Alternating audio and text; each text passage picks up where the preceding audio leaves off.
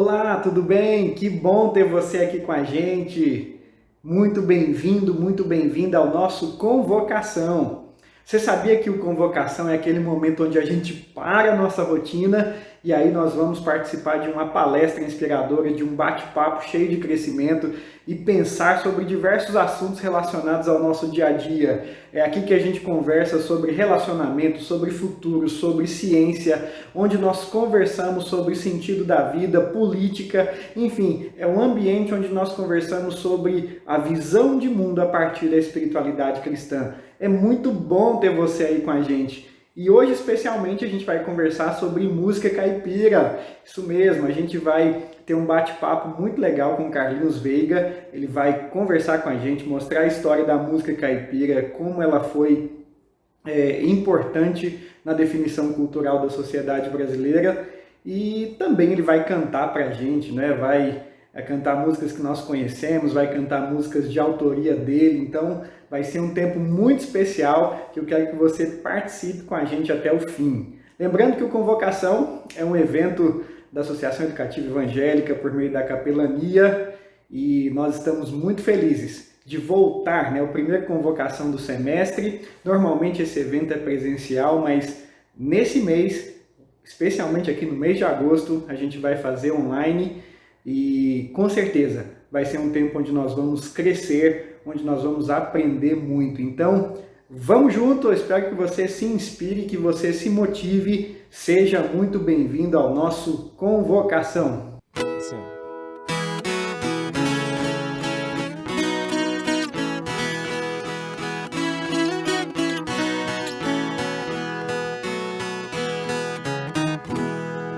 Fizemos a última viagem, fui lá pro sertão de Goiás. Fui eu e o Chico Mineiro, também foi o Capataz. Viajemos muitos dias pra chegar em Ouro Fino, aonde nós passemos a noite numa festa do divino.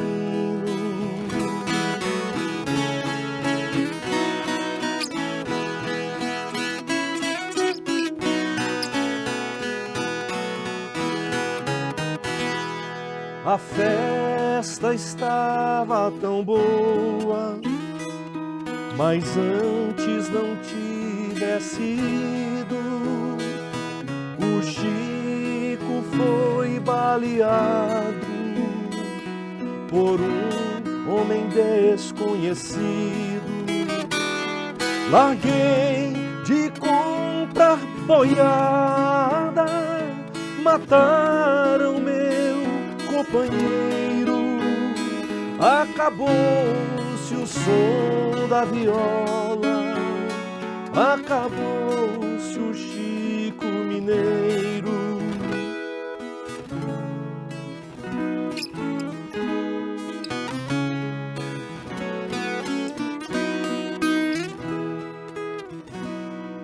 Depois daquela tragédia, fiquei mais aborrecido. Não sabia da nossa amizade, porque nós dois era unidos. Ao ler os seus documentos, me cortou o coração em saber que o Chico Mineiro era o meu legítimo irmão.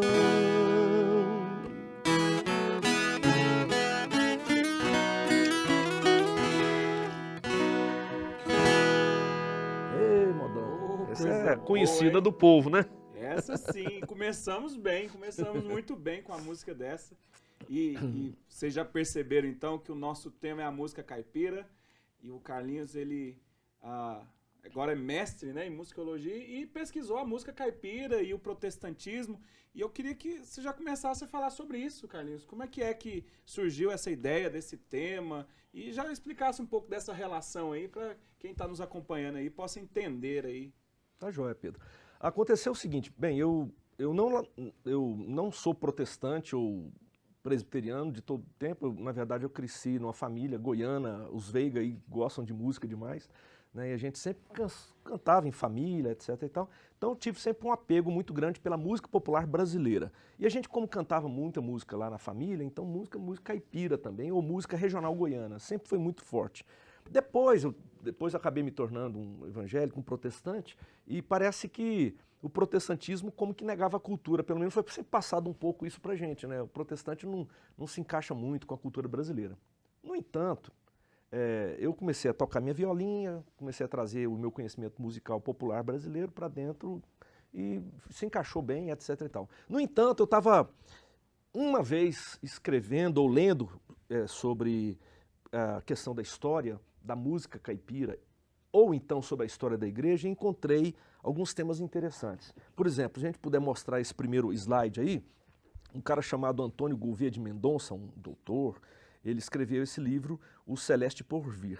O José de Souza Martins escreveu um prefácio, ele dizia assim: Cornélio Pires, criador da música sertaneja, em 1929, e autor de vários livros que retratam o imaginário do caipira e sobre o caipira, era presbiteriano antes de se tornar espírita. Foi feito por ele a primeira conferência sobre o caipira de que se tem notícia, em 1910, na presbiteriana Escola Mackenzie. Eu achei esse interessante, eu nunca tinha ouvido falar sobre um negócio desse. Uma conexão entre presbiterianismo ou protestantismo e caipira, música caipira. O outro foi Ivan Vilela, no livro Cantando a Própria História dele, que é esse segundo slide que está aí. E não vamos ler tudo, né? Mas, assim, de uma forma geral, o Ivan Vilela, que é um grande instrumentista de viola caipira, um doutor, fazendo seu pós-doutorado agora em Portugal, ele fala exatamente sobre essa escola paulista de linguística nas pessoas dos presbiterianos Júlio Ribeiro, Eduardo Carlos Pereira, e como houve uma conexão disso também com a música caipira. E eu fiquei assim pensando, bem, eu nunca soube disso. E então, foi quando, então, como violeiro e protestante, eu peguei e falei, vou atrás dessas informações. E descobri que há uma aproximação muito grande da música caipira com o protestantismo. Então, eu decidi, então, fazer essa pesquisa de mestrado na UNB, e trabalhei, então, sobre dois períodos distintos, né? Um primeiro período que enfoca o Cornélio Pires, que é esse que está na foto aí de chapéu, né? Que vai de 1900 até 1930. E depois trabalhei um segundo período da relação entre protestantismo e música caipira, que vai de 1960 a 1990, e basicamente com essas duas duplas, Curió e Canarinho, que é essa dupla de cima, e também Mineiro e Mineirinho, que é essa dupla de baixo. Então, é basicamente sobre isso que eu comecei a trabalhar. Bem, então, primeira coisa que eu queria enfocar é como é que eu entendo, então, música caipira e protestantismo do ponto de vista da ciência, ou do conceito, da conceituação, para a gente poder abordar uma base do que a gente vai falar. A primeira coisa é sobre o que é a música caipira. O slide diz aí, né? A música caipira é a música que surge do povo caipira, como expressão espontânea da sua cultura e da forma como vê e compreende o seu mundo. É mais que música rural, em seu espaço local e rústico e em sua função socializadora. Então, duas coisas que eu preciso dizer.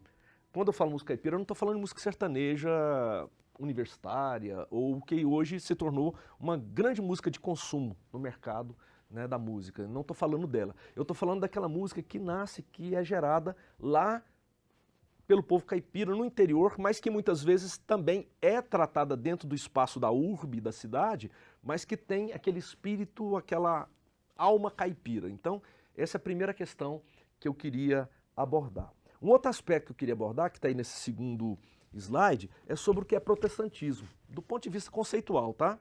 Protestantismo é sinônimo de evangélico, nisso no meu trabalho, que vai desde protestantes históricos a carismáticos ou pentecostais. Então a gente adota essa definição de Babington, que é um estudioso, que caracteriza o protestantismo a partir do conversionismo, ou seja, há uma conversão para se ingressar. Segundo, ativismo, ou seja, há uma atividade evangélica, né, ou de evangelizadora. Terceiro, o biblicismo, ou seja, uma centralidade na Bíblia.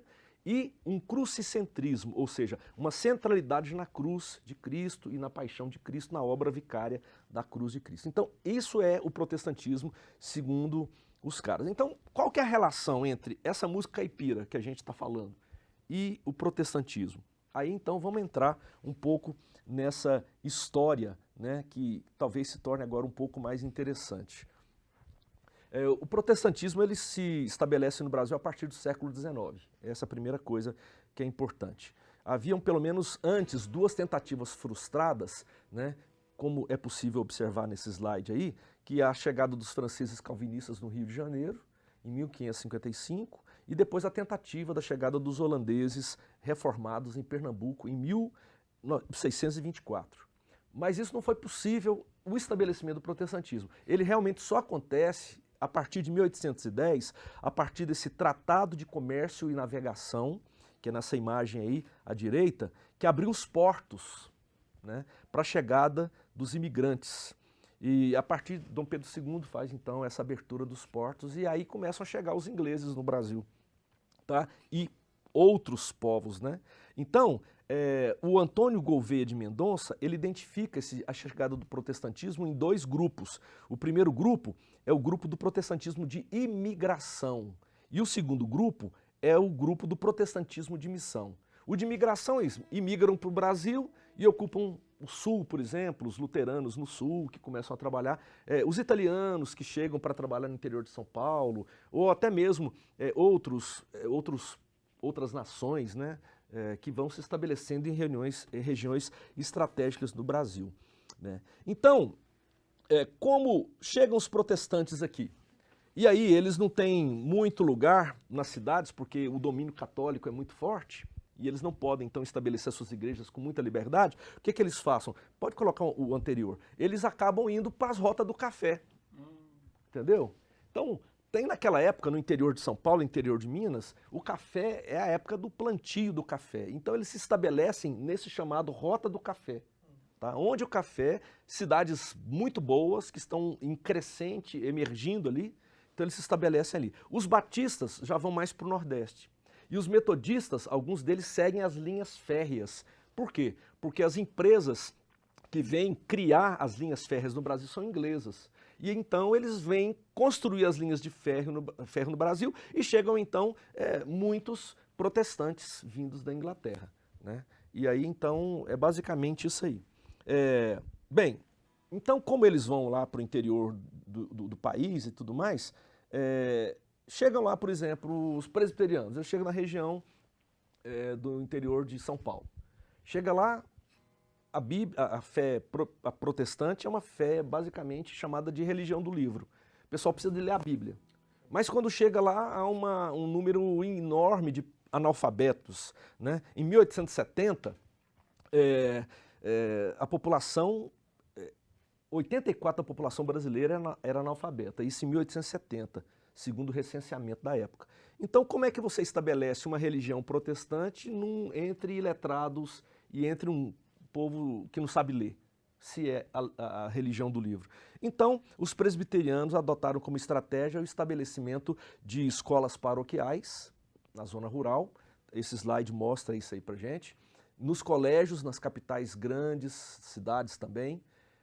No final do século XIX é fundada a primeira faculdade de engenharia, lá em São Paulo, no Mackenzie College. E também os seminários protestantes, que é uma coisa muito interessante, a gente percebe. Então, há uma alfabetização, tá?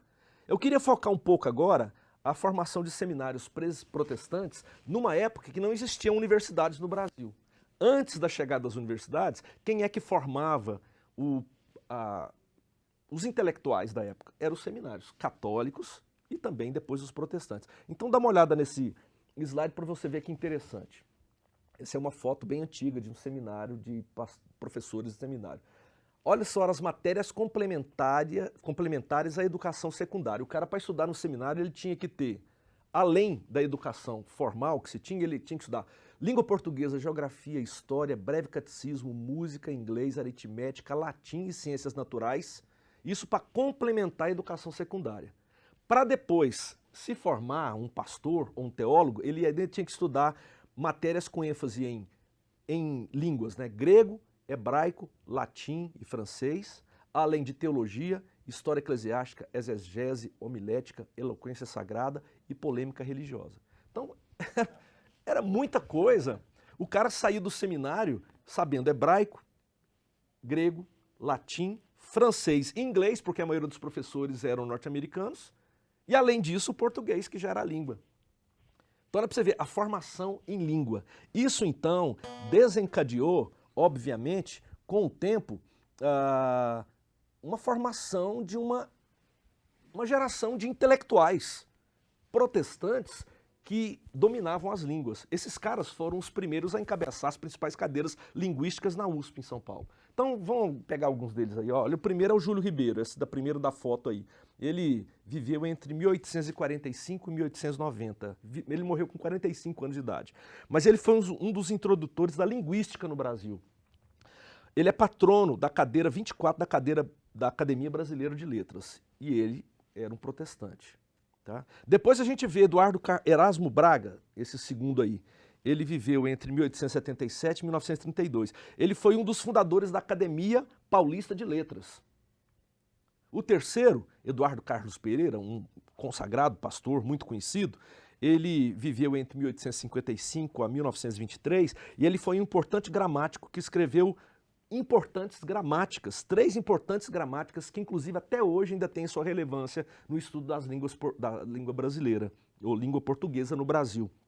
E o último aí é o Otoniel Mota, que viveu entre 1878 a 1951, faleceu com 73 anos de idade. Ele era escritor, gramático, diretor da Biblioteca Pública de São Paulo. Todos protestantes, esses 3 últimos pastores protestantes, tá? Pastores presbiterianos. Então, era para você ver, havia um envolvimento da intelectualidade do protestantismo com a intelectualidade da época. O que esses caras basicamente trabalharam? Eles queriam uma linguística que fosse diferenciada da linguística lusitana, ou da gramática lusitana. Eles queriam falar um português que fosse diferente do português de Portugal. Eles diziam, olha, nós temos a nossa forma de falar. E essa forma de falar considerava essa mescla, ou essa fusão das línguas, da chegada da língua indígena com a língua portuguesa, com a língua africana. Então, por exemplo, eu não sei se vocês já leram alguma coisa sobre isso, se os alunos já viram, mas principalmente o pessoal da linguística certamente vai saber. Houve um período da história em que o que se falava no Brasil não era o português, né? O que se falava no Brasil era uma outra língua, que dela hoje se deriva muito da expressão da língua caipira. Então, nós vai, nós foi, nós fumo, entendeu?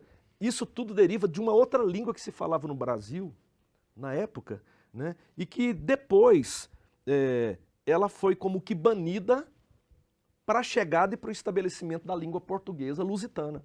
Esses caras, então, que estão aí, eles vieram e falaram, não, a língua brasileira difere da língua de Portugal. E a gente precisa buscar a nossa própria linguística, né?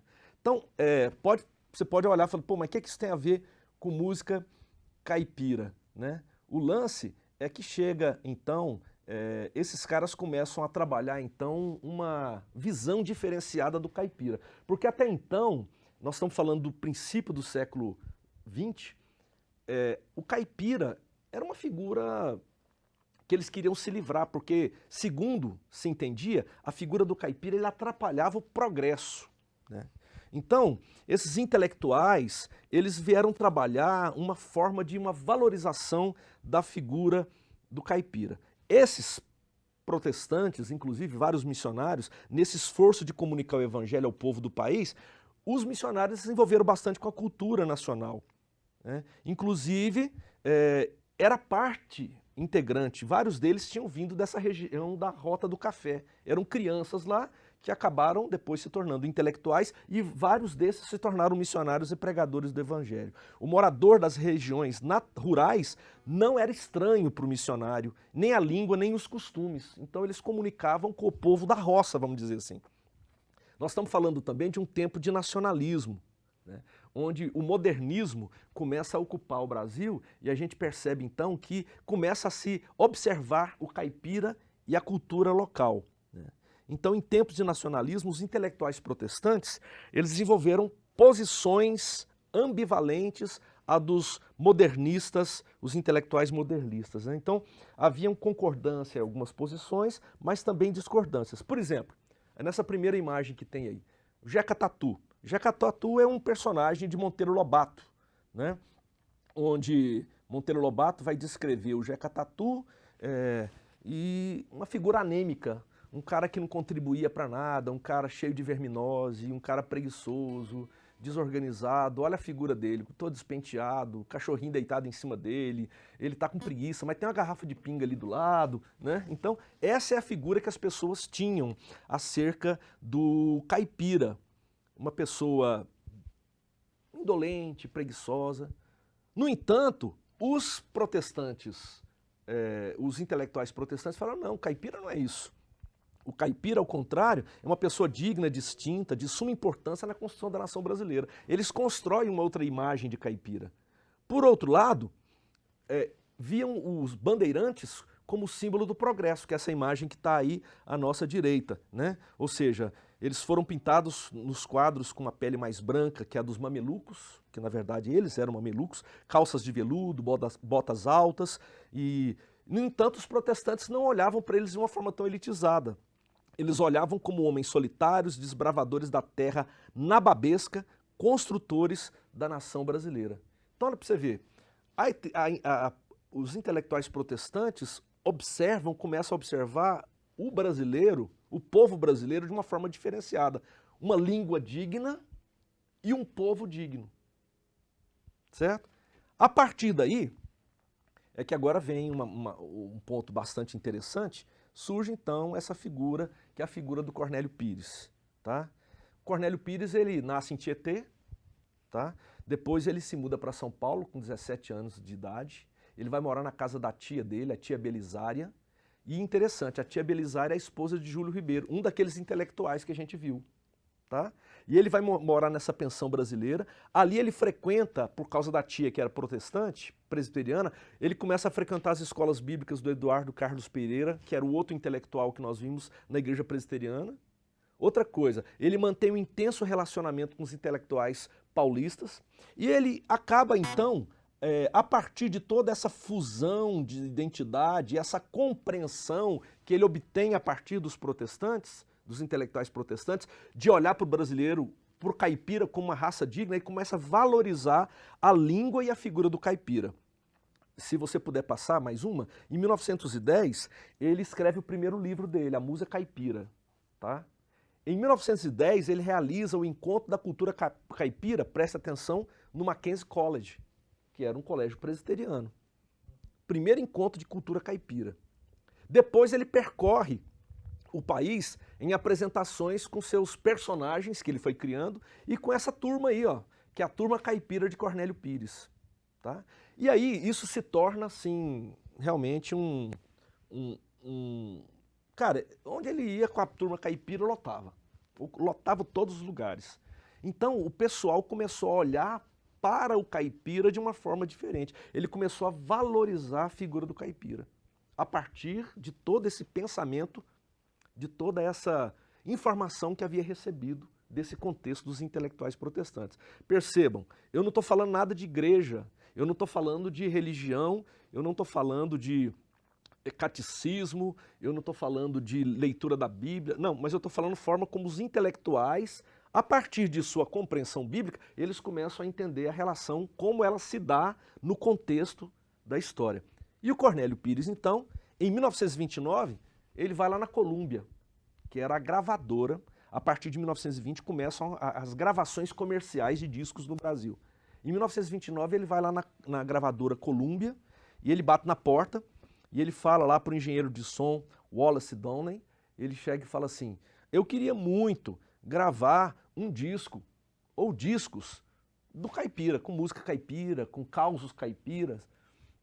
E o cara, ele, na verdade, ele não concorda. Ele leva então, vai conversar com o Byton Jr., que é o dono lá da Columbia no Brasil.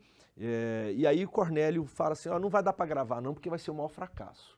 Aí o Cornélio Pires falou, não, mas eu quero gravar assim mesmo, como é que eu faço? Aí o cara riu, falou, tá bom, se você me pagar hoje, em dinheiro vivo, o equivalente a 1000 cópias de um disco, eu faço esse disco para você. Cornélio era louco, ele saiu de lá, foi atrás do dinheiro, arrumou dinheiro com um português emprestado e abriu a mala de dinheiro na frente do cara, no mesmo dia. Ele falou, eu quero 5.000 discos. Aí o cara falou assim, epa, você ficou doido, rapaz, esquece disso. Falou, não. Falou, cara, primeiro, o povo não tem vitrola, o povo não tem aparelho para ouvir disco, você vai fazer disco de música caipira para caipira que não tem, você vai ser um fracasso. Ele falou, mas eu quero. E ele então imprime os primeiros 5 séries, aliás, a primeira série de disco, na época era o disco de 78 RPM, né? Que rotações por minuto. Então era um lado A e lado B. Aquele disco que roda bem depressa. Então cabia só uma música de cada lado. 3 minutos e meio, mais ou menos, 4 minutos, estourando assim de cada lado. E ele pega então e ele grava o primeiro disco. Só que o negócio foi tão impactante que ele falou assim, eu quero em vez de um disco, quero 6 discos.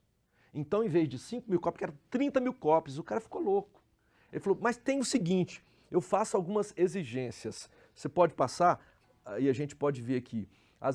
Não, é para trás mesmo, desculpa. As exigências seriam, os discos deveriam ser diferenciados, porque a Columbia gravava disco e colocava o selo, era azul. E se você pode olhar nessa imagem aí, o selo que ele exigiu era um selo vermelho. Outra coisa, a letra tinha que ser escrita em dourado. E tinha que ter ali, Cornélio Pires. Era uma série do selo vermelho de Cornélio Pires. E ele então, só Cornélio disse também, só eu posso comercializar esses discos. Vocês não podem comercializar não, é meu. E a Columbia então acerta esse contrato e eles então lançam inicialmente 30.000 discos, só que isso foi ampliado de maio de 1929 até novembro de 1930 foram produzidos 53 discos de 78 rotações por minuto, 2 músicas de cada disco, ou seja, eles produziram nesse período de 1 ano e pouco 106 faixas no total, tá? Agora não era só música também. Lá tinha imitação de ave e animal, tinha anedota com trilha musical, tinha marcha, né? Tinha música instrumental, tinha um chorinho e tudo mais, tinha música caipira, tinha música e dança regional, música regional nordestina, seresta e verso poético. Havia uma diversidade. Cornélio, então, através desse disco, estava diversificando.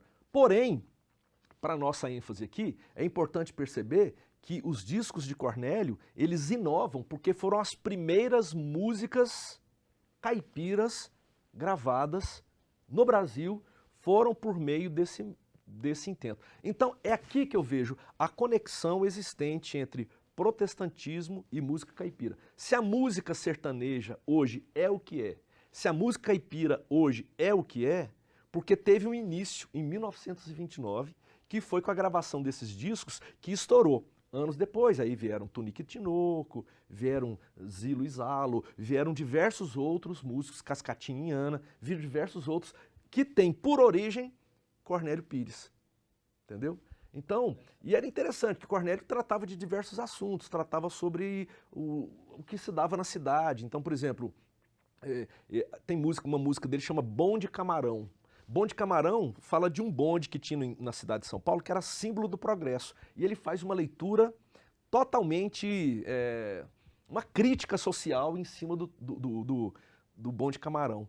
É um bonde, você vai percebendo na letra da música, onde o tempo todo eles estão trombando dentro, né? Então tem um velho que tromba com uma velha, tem uma moça que tromba e acaba caindo no colo de um rapaz e ele acha bom, né? Tem, por exemplo, um protestante que tromba com padre, entendeu?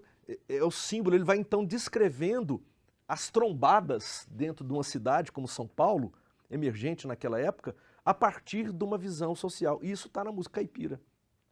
Ele descreve, por exemplo, Jorginho do Sertão, que foi a primeira moda de viola que foi gravada na época, que tem bases em Nau Catarineta, né, que é uma música que veio na época desde da Península Ibérica para o Brasil.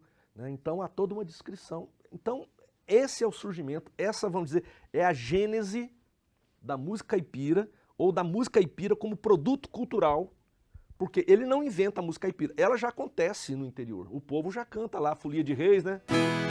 25 de dezembro, quando o galo deu sinal, e nasceu o menino Deus numa noite de Natal. Essas músicas já estão sendo cantadas no interior.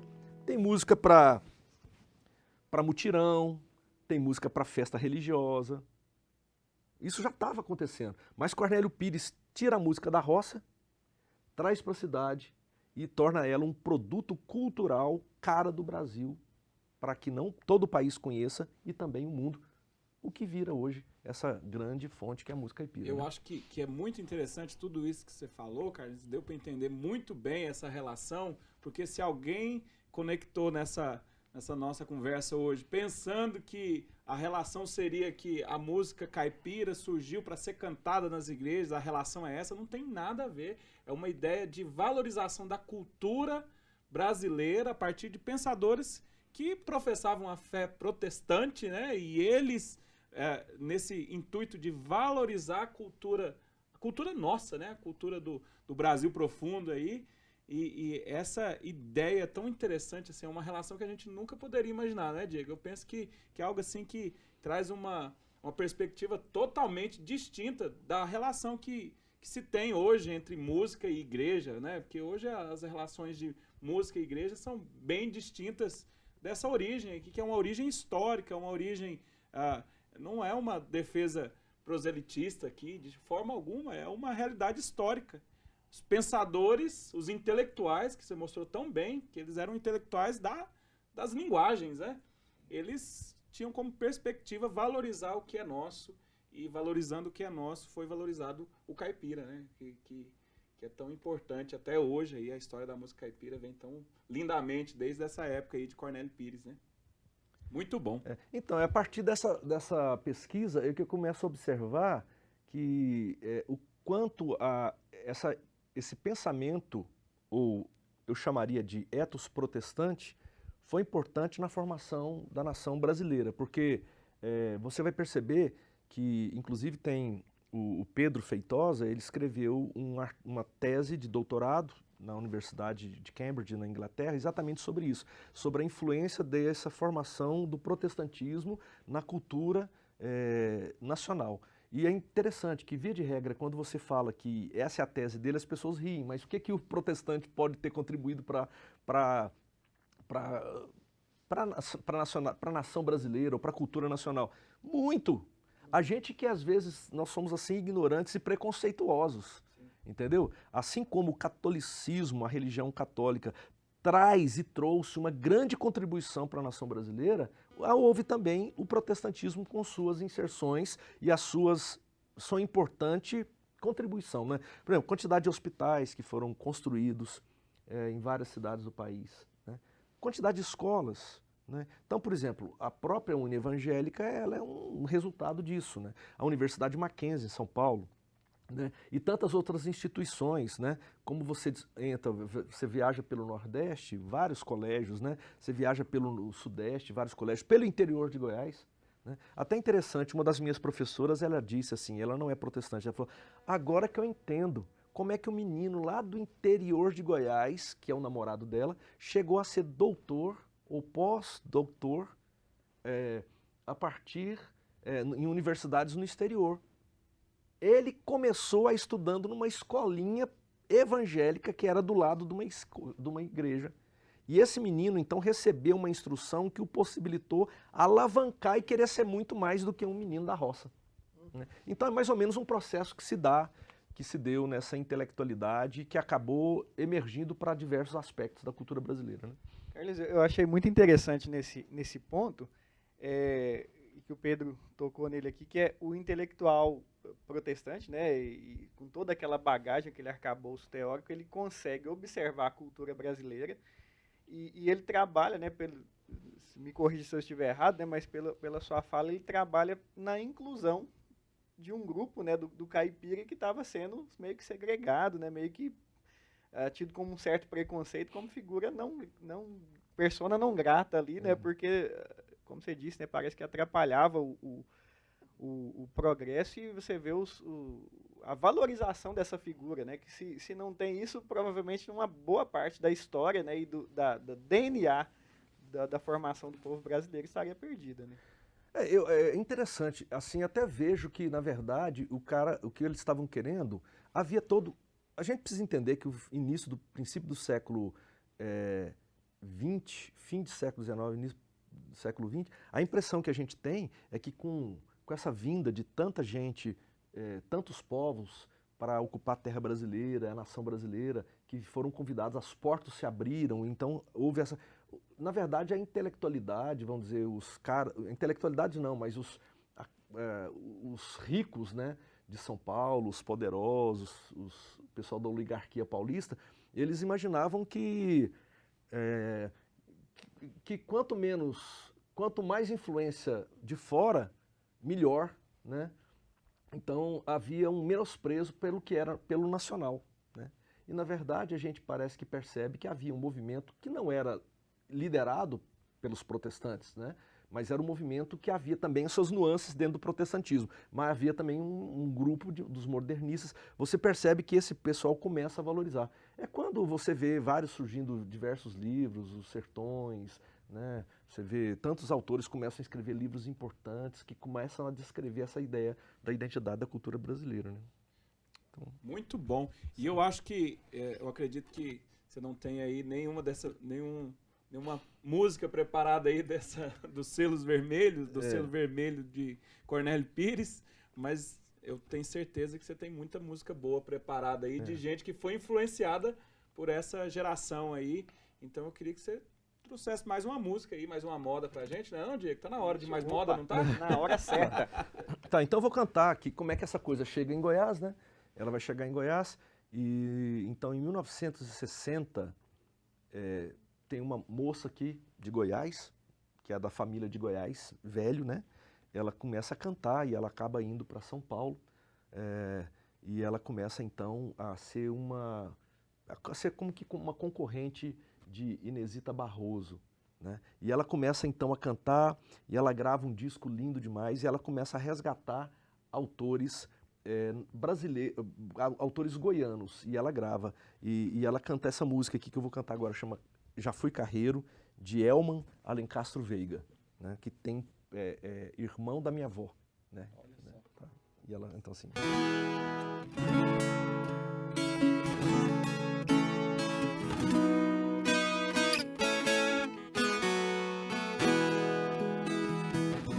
Não tenho mais boi, não tenho mais carro e nem cambão.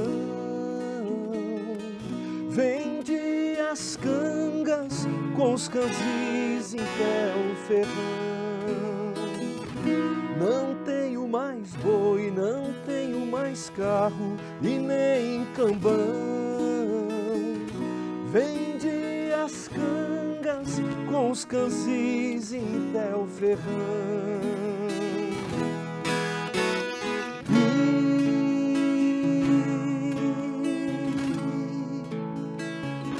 Lá vai meu carro subindo naquela estrada.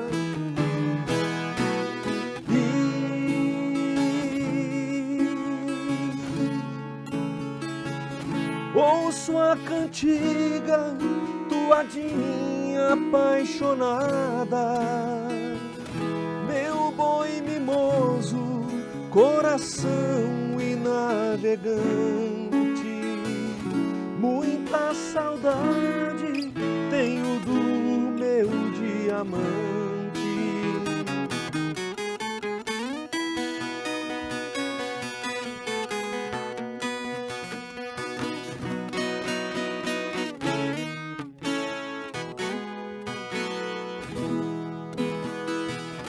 Não tenho mais boi, não tenho mais carro e nem cambão. Vendi as cangas com os canzis em Ferrão. Não tenho mais boi, não tenho mais carro e nem cambão. Vende as cangas com os canzis em Tel Ferrão.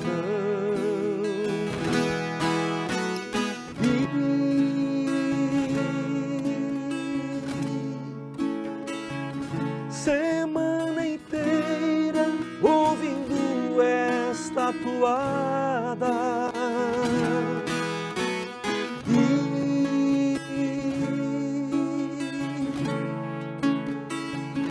Ainda escuto o tropé de minha boiada.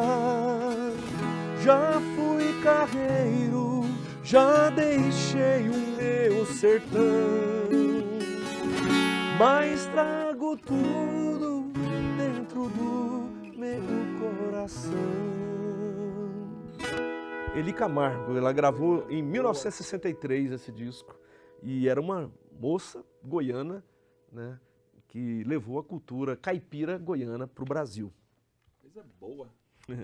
Gente, que privilégio, né? Que privilégio. Nós estamos aqui no nosso Convocação com Carlinhos Veiga, né? Falando sobre música caipira e protestantismo, a história da música caipira. Que bom nós termos esse privilégio desse tempo tão gostoso, né? Desse tempo de conversa boa, de música boa. Então, muito bom. Que bom que você está aí com a gente. Carlinhos, mas nós trabalhamos então a história da música até o ano de 1930, é isso mesmo? Foi, exatamente, até a gravação do Selo Vermelho, né? Selo Vermelho. Isso. E como é que essa história continua aí, então? Então, aí no meu trabalho, eu começo a observar que eu faço um salto de 30 anos, né, para analisar agora uma outra relação que se dá entre a música caipira e o protestantismo. Se no primeiro momento o protestantismo, o ethos protestante, é importante no alavancar dessa cultura caipira, a ponto de surgir as primeiras gravações de música caipira no Brasil, depois de 30 anos a relação muda. Porque durante esse tempo, nunca a música caipira foi cantada na igreja. Você tem que entender isso. A música evangélica era um dos hinos. Tá? Os hinos sempre predominaram dentro da igreja evangélica nesses anos todos. As gravações eram basicamente gravações, algumas gravações foram feitas, mas eram a partir dos hinos, e a música que era cantada na igreja era a música dos hinos. Tá? Nesse ínterim, a igreja protestante não absorve a música caipira, nem qualquer outro estilo de música nacional. Tá? Prevalecem os hinos. No entanto, depois de Cornélio Pires, a música caipira alçou o voo. Né? Você vai perceber que ela vai adquirindo grande prestígio e na década de 1950 ela vai atingir o seu apogeu. Aí estão Tonico e Tinoco, dois jovens rapazes ainda, né? E eles dividiram nessa época, em 1950, eles dividiam o palco com Dalva de Oliveira, Ângela Maria, Calbi Peixoto, Nelson Gonçalves, grandes nomes da música brasileira. Então você percebe que de Cornélio Pires a música começa a ocupar as rádios. E a música caipira começa a ter destaque. Em 1950, ela está assim, como uma grande música, uma música da elite da MPB nacional. A rádio alavancou a música caipira com programas de grande audiência. Mas a partir de 1960, a TV vai tomando aos poucos o lugar do rádio, né? E nesse processo de urbanização que estava bem acelerado, algumas coisas começaram a acontecer. E uma das coisas que, nessa época, a moda era ser moderno. Tá? Então, você vai perceber que é quando surgem com força a bossa nova, a tropicália, nessa imagem que está aí, né? A Jovem Guarda, os festivais de música. E a música caipira, aos poucos, ela foi se tornando categoria de segunda classe. Então, se em 1950 ela chega ao auge, em 1960 ela começa a sair do auge. Tá? E acho que esse preconceito todo que se tem hoje, inclusive com música caipira, é a partir da década de 1960. Tá? Sem querer te interromper, mas já interrompendo, vamos lá. Você tem alguma música desse auge aí preparada aí que dá pra soltar aí agora? Então, o Chico Mineiro acho que é uma canção que, né? Mas, por exemplo, deixa eu pegar aqui, tem uma canção que que eu poderia cantar e que ilustra um pouco é Tião Carreiro e Pardinho, né? Então, por exemplo, o mineiro e o italiano, né? É uma moda de viola. Diferente do pagode de viola, é uma moda, né?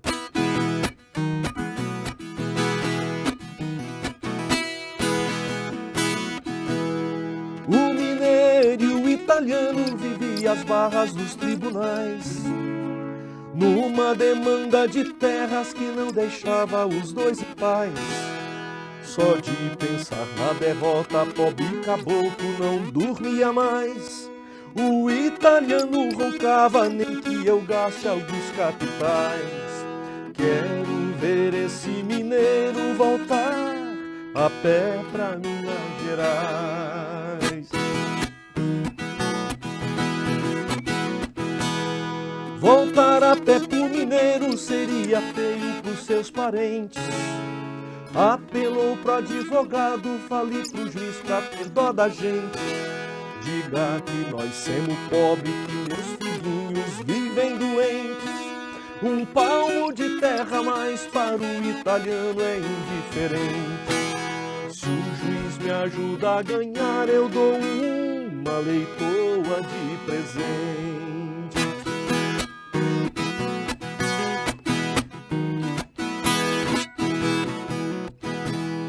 Retrucou o advogado, o senhor não sabe o que tá falando. Não caia nessa besteira, senão nós vamos entrar pro cano. Esse juiz é uma fera, caboclo sério e de tutano. Paulista da velha guarda, capilha de 400 anos. Manda a leitoa pra ele, dar a vitória pro italiano.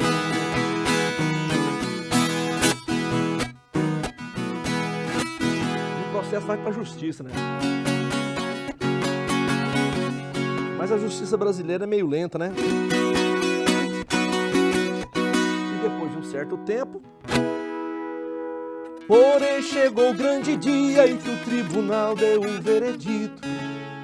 Mineiro ganhou a demanda, o advogado achou esquisito. Mineiro disse ao doutor, eu fiz conforme lhe havia dito. Respondeu o advogado, se o juiz vendeu eu não acredito. Jogo meu diploma fora se nesse ângulo não tiver mosquito.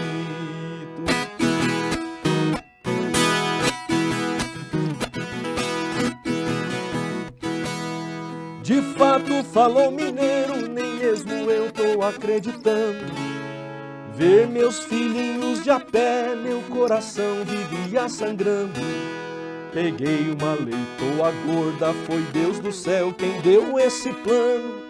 De uma cidade vizinha para o juiz eu fui despachando.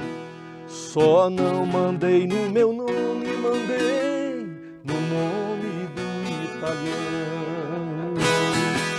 Muito bom. É isso, é o caipira, um mineirinho caipira esperto, né? E o bom é a forma que acaba que vai sendo tratado situações corriqueiras possíveis, né, do dia a dia, né? Essa resgate na música é muito bom, né? Então vamos seguir agora com a história, né? Depois desse... Então, exatamente, o que eu estava dizendo? Então, a música caipira, ela começa a alcançar uma projeção, ela começa a se tornar conhecida, ela começa a ser cultivada e grandes nomes da música popular da época cantavam música caipira, né?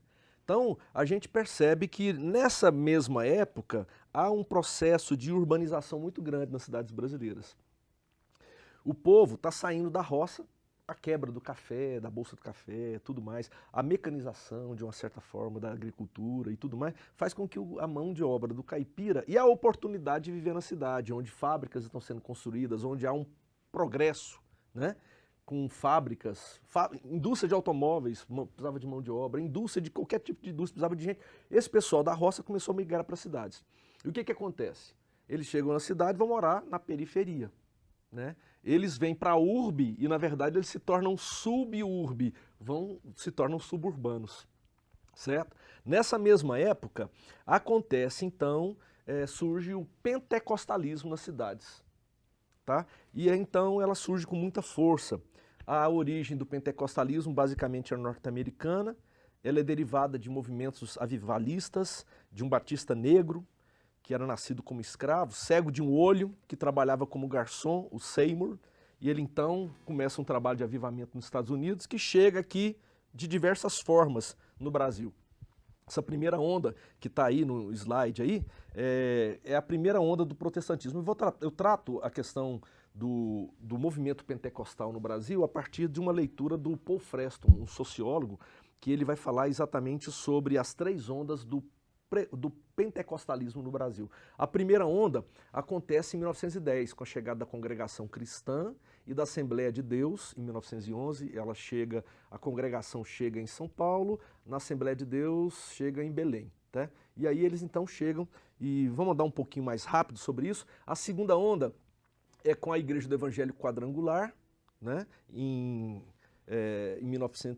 A partir de 1950, e ela vai crescendo de forma acelerada, e ela vai se fragmentar em dezenas de novos grupos. Então, vamos citar 3. Evangelho Quadrangular, Igreja Pentecostal Brasil para Cristo, Igreja Deus é Amor. E as igrejas passam a utilizar o rádio. Isso é importante, esse dado, porque isso é a partir de 1950. Elas chegam com muita força a partir de 1960. E a terceira onda vai ser a partir do final dos anos 70, e que agora é representada pela Universal do Reino de Deus, de Edir Macedo, e a Igreja Internacional da Graça de Deus, R.R. Soares. Tá? Nós não vamos chegar na terceira onda, vamos focar agora na segunda onda. Se você puder passar, a gente vai perceber agora que em 1960 as igrejas adquirem espaço nas rádios.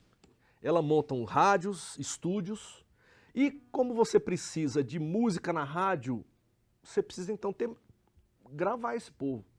Então surgem as primeiras gravadoras comerciais de músicas evangélicas no Brasil. E o que eles se utilizam? Eles se utilizam da música caipira. Porque a música caipira é um sucesso entre os suburbanos, entre o povo da periferia das grandes cidades. E as igrejas pentecostais, elas chegam nas periferias das grandes cidades. E quem que está na periferia das grandes cidades? O povo que veio da roça, o caipira. Então, nada melhor do que a música caipira para comunicar o evangelho para esse povo. Então você vê que surgem duplas. Rapidamente eu queria só mencionar Curió e Canarinho, essa dupla que atuou de 1956 a 1978, quando o Curió, aliás, o Canarinho, ele falece. Eles eram de Minas Gerais, eles tiveram uma fase marcada pelo trabalho popular ou secular, entre aspas, né, que é uma usada mais no meio evangélico isso, de 1956 a 1962. Mas depois, de 1969 a 1978, eles agora atuam como dupla evangélica. Eles gravam 19 discos na fase popular, sendo 14 em 78 RPM e um compacto duplo, e depois 24 LPs na fase evangélica. Tá? Pode passar, por favor. Essa outra dupla que está aí no slide é Mineiro e Mineirinho. Eles são primos.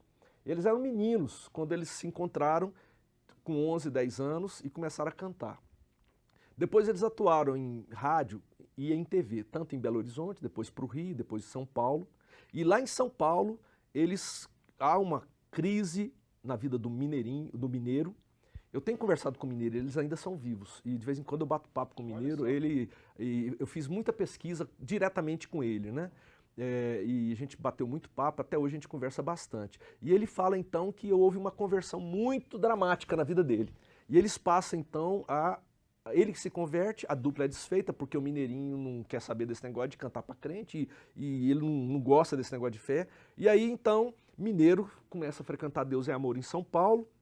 Depois de 6 meses, mineirinho que tinha ido para o Rio de Janeiro, ele volta para São Paulo, ele falou, me leva nessa igreja. E aí ele também tem uma conversão bem forte assim, e a partir daí eles começam então a atuar como dupla evangélica a partir de 1975. Tá? Então eles gravaram só um disco na fase popular e 23 ou 24 LPs na fase evangélica. E só não gravaram agora porque estão na pandemia, eles já estão idosos, estão esperando passar a pandemia para entrar no estúdio para lançar novos trabalhos. Tá bom? São atuantes até hoje, muito tempo.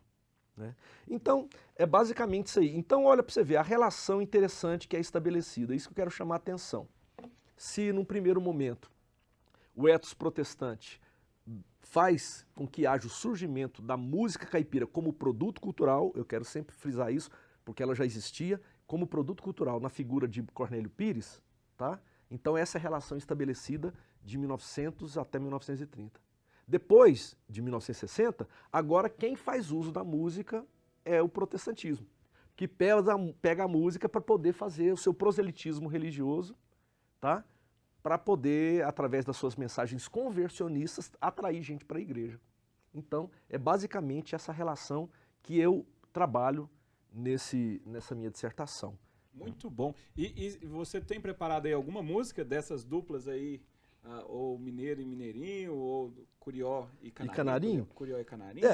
Na verdade, já falou tanto de passarinho aí, né? Confundindo aqui os passarinhos. E como a gente tá já praticamente chegando ao final aí, né? Eu imagino, né? Então eu vou cantar uma música minha, falo de passarinho, tá? Que talvez já seja a expressão mais contemporânea dessa relação entre música caipira e protestantismo, né? Que é uma música chamada Sabiá. É uma música que eu fiz estando no interior de Minas com a minha família. Quando a gente estava lá dormindo à noite e de repente eu ouvi um barulho assim, né? Batendo na porta, assim. Eu peguei, era 6 da manhã, eu estava de férias, né? Quem visita uma pessoa às 6 horas da manhã nas férias, né?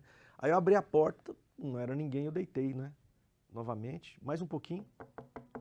De novo bateu na porta, eu fui lá, abri novamente a porta, não era ninguém. Achei aquele negócio esquisito, né? Aí o pessoal da cidade, da vilazinha que eu tava lá, ele falou, não, isso é um passarinho que vem bater na janela todo dia de manhã. E ele falou assim, levanta, rapaz, o dia bonito você dormindo até agora, né? E é uma região muito bonita. E eu fiz então essa canção chamada Sabiá, que é mais ou menos assim, ó.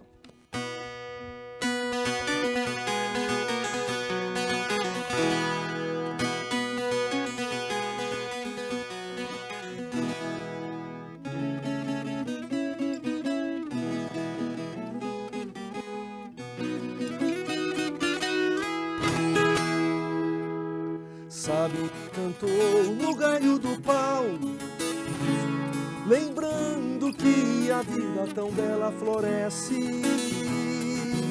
Sabe, abateu na minha janela, lembrando que um dia tão lindo lá fora me espera. Sabiá cantou no galho do pau, lembrando que a vida tão bela floresce.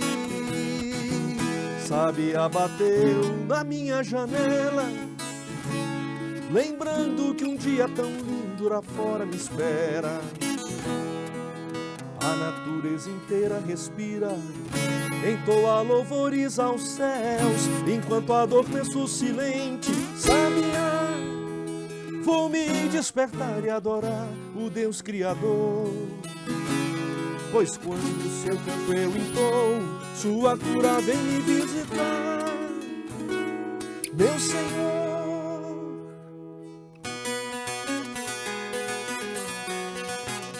E esse é o canto do Sabiá.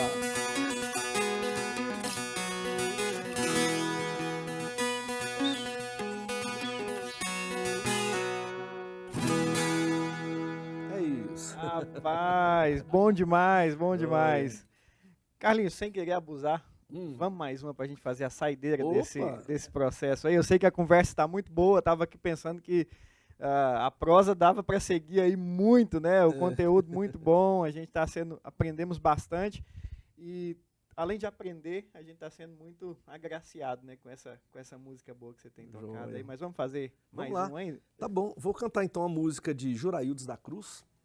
É uma música bem interessante dele, que eu acho que é bem importante ela assim para os dias de hoje, né?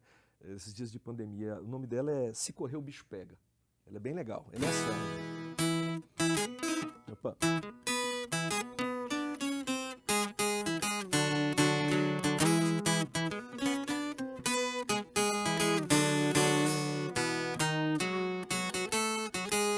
Eu pensei correr de mim, mas aonde eu ia eu tava. Quanto mais eu corria, mais pra perto eu chegava. Eu pensei correr de mim, oxe, mas aonde eu ia eu tava. Quanto mais eu corria, mais pra perto eu chegava. Quando o calcanhar chegava, o dedão do pé já tinha ido. Escondendo eu me achava e me achava escondido. Eu só sei que quando penso que sei, já nem sei quem sou.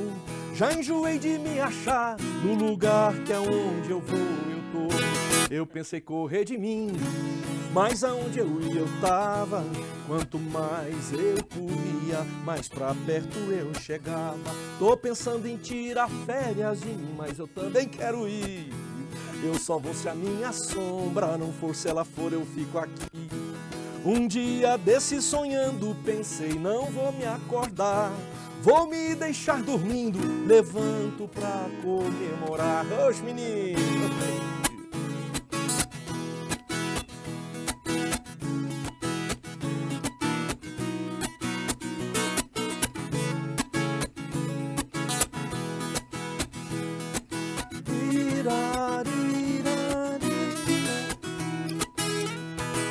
O espelho me disse, só tem jeito pro assunto. Não adianta querer morrer, porque se morrer vai junto. Se correr o bicho pega, mas se limpar o bicho some. Tem que desembaraçar o novelo da vida do homem. Eu pensei correr de mim, mas aonde eu ia eu tava. Quanto mais eu corria, seu menino, mais pra perto eu chegava. Eu pensei correr de mim, mas aonde eu ia eu tava. Quanto mais eu corria, mais pra perto eu chegava. Eu pensei correr de mim, mas aonde eu ia eu tava.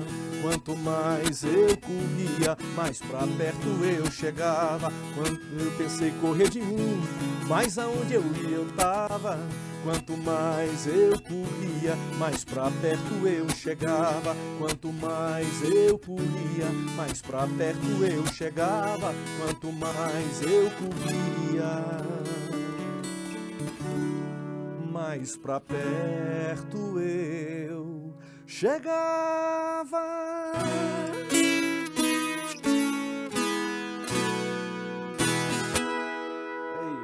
Muito bom. Bem, essas músicas, boas partes delas, dessas que eu cantei, vocês vão encontrar aí no Spotify, Deezer, plataformas de música digital. Carlinhos Veiga, pode jogar lá que algumas delas foram gravadas, mas tem muita música minha aí. Se o pessoal quiser ouvir um trabalho com banda e com tudo mais, né? Tá que bom? Coisa boa. Joia. Eu quero agradecer mais uma vez sua presença aqui, Carlinhos, com muito ensino, muita instrução boa, né, Diegão? Aqui a gente aprendeu muito nessa manhã. Quero agradecer você que nos acompanhou, que você siga o Carlinhos Veiga por aí, também nas redes sociais ou não? Tá aí, tá direto. Tá por aí, todo canto tem Carlinhos Veiga, nas plataformas de streaming aí. Muito obrigado, Carlinhos, muito obrigado você que nos acompanha e até o próximo Convocação.